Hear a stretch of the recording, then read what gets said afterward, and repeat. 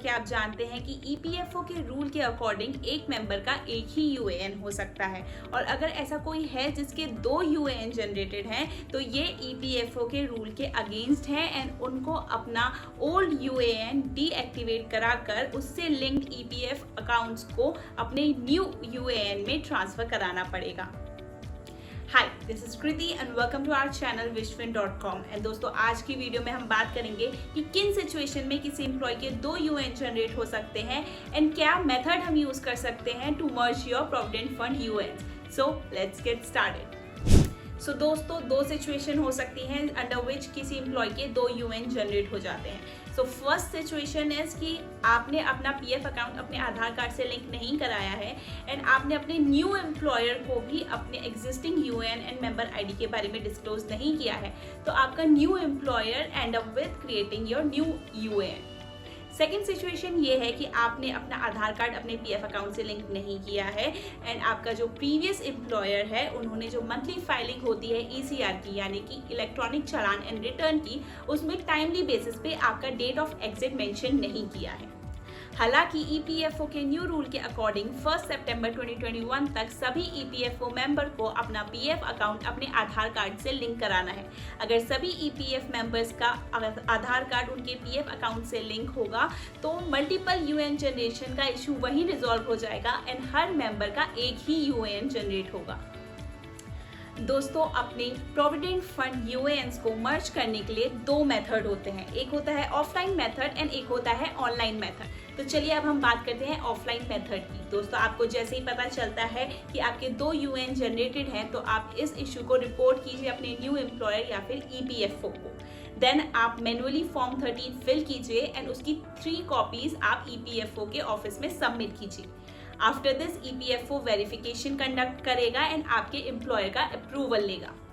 Once verification is completed तो EPFO आपका पुराना यूएएन ब्लॉक कर देंगे एंड आपका न्यू यूएएन एक्टिव रहेगा। बट एम्प्लॉय को क्लेम सबमिट करना पड़ेगा for transferring EPF account linked with old UAN to new UAN and make sure transfer करने से पहले आपका केवाईसी अपडेटेड हो। सो दोस्तों, ये था ऑफलाइन मेथड, बट क्योंकि ये थोड़ा टाइम टेकिंग है इसलिए ईपीएफओ एक इजी मेथड के साथ आया है जिससे आप इजीली अपने यूएएन मर्ज कर सकते हैं एंड अपना पीएफ अकाउंट ट्रांसफर कर सकते हैं। So now we are talking about online method. Firstly आपको ईपीएफओ के यूनिफाइड पोर्टल पर जाना है, अपना न्यू यूएएन एंड पासवर्ड डालिए एंड गिवन कैप्चा एंटर करके लॉगिन करें। अब आपको ऊपर ऑनलाइन सर्विस का ऑप्शन दिख रहा होगा, उसको क्लिक करें एंड ड्रॉप डाउन से 1 member 1 EPF account transfer request select करें। सेलेक्ट करते ही आपके सामने नया पेज ओपन होगा। उसमें अपनी personal details and present PF details check कीजिए कि करेक्ट है या नहीं।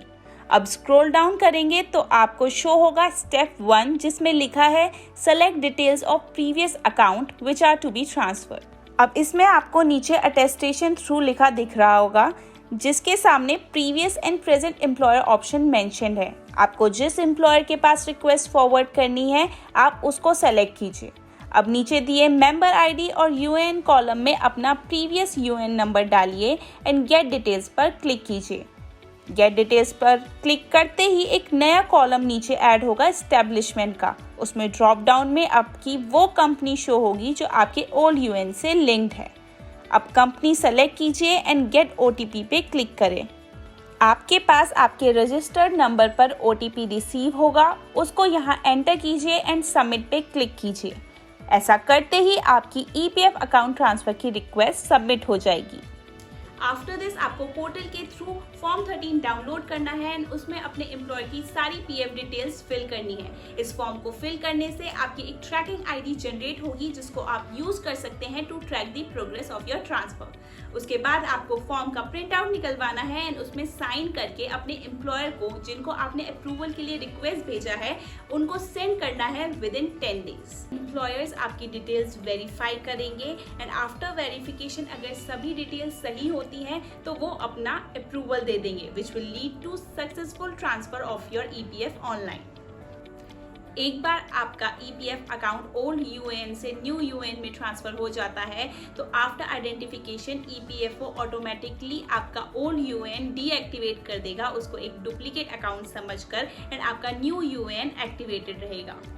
EPFO आपको यूएएन डीएक्टिवेशन का स्टेटस वाया SMS प्रोवाइड करेगा, एंड अगर आपका न्यू यूएएन एक्टिवेटेड नहीं है तो आपको EPFO रिक्वेस्ट करेगा कि आप अपना न्यू यूएएन एक्टिवेट कर ले ताकि आपका EPF अमाउंट आपके ओल्ड यूएएन से न्यू यूएएन में ट्रांसफर हो पाए एंड आपको अकाउंट का अपडेटेड स्टेटस मिल पाए। एंड दोस्तों, अगर आपका ओल्ड यूएएन से लिंक्ड PF अकाउंट में आपके एम्प्लॉयर का PF बकाया है तो जब आप अपना EPF अकाउंट नए यूएएन से लिंक करेंगे तो आपका वो PF एरियर न्यू यूएएन में आपको शो होगा। सो दोस्तों, ये थे 2 मेथड जिसके थ्रू आप अपने प्रोविडेंट फंड यूएएन्स को मर्ज कर सकते हैं। होप आपको ये वीडियो वैल्यूएबल लगा हो और EPFO and fintech related information के लिए बने रहिए हमारे चैनल wishfin.com के साथ।